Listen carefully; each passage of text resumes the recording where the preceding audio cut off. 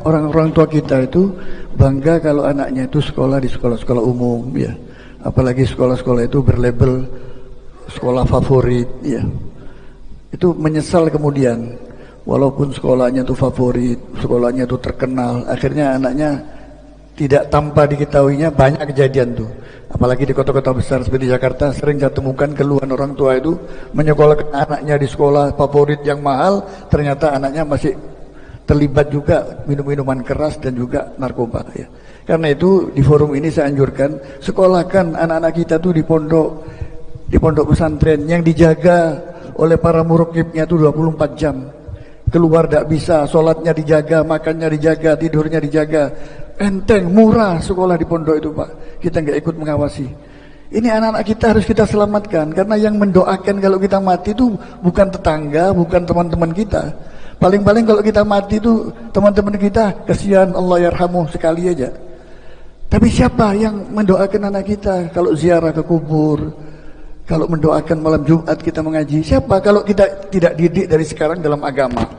Rugilah orang tua yang hanya bangga nanti makan apa anak saya kalau sekolah di pondok. Jangan begitu, rezeki itu yang ngatur Allah. Berapa banyak sudah Gus Dur itu nggak tamat sekolahnya, sekolah dari pondok bisa jadi presiden. Siapa nyangka? Kalau ukuran pendidikan kan nggak bisa tuh, bisa jadi presiden. Rezekinya melimpah, tidak pernah berkurang. Berapa banyak sudah itu.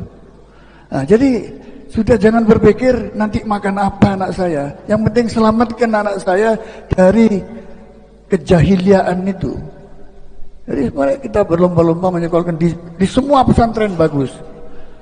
Kalau saya tuh curiga kasus-kasus pesantren tuh ada yang merekayasa supaya kepercayaan orang terhadap pesantren tuh image-nya itu buruk. Tidak ada, di pesantren itu terjaga ketat, tidak bisa melakukan sesuatu apapun.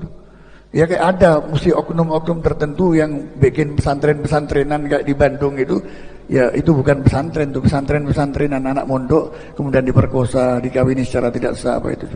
Tapi pesantren banyak pesantren yang ada di Indonesia ini. Sekolahkan anak kita di pesantren supaya mengerti agama. Jangan sampai jadi jahiliyah lagi terulang, periode jahiliyah seperti di zaman Nabi itu. Yang sangat memprihatinkan dari segi pendidikan, anak-anak sekarang, orang tua sekarang itu bangga, wah anak saya juara 1 di sekolah mana? Sekolah umum.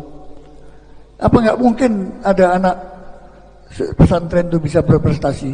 Ini satu cerita, ketika saya jadi rektor di universitas swasta di Bandung, itu saya dititipi oleh Sidogiri 25 anak sekaligus pada saat tahun 2009 itu. Semuanya lulus dengan baik. Ada satu namanya Iqbal, sekarang jadi kepala IT yang menciptakan Emal seperti Emani itu. Itu ngambil jurusan komputer IT. Terus saya tanya, kamu nih kok berani ngambil jurusan itu?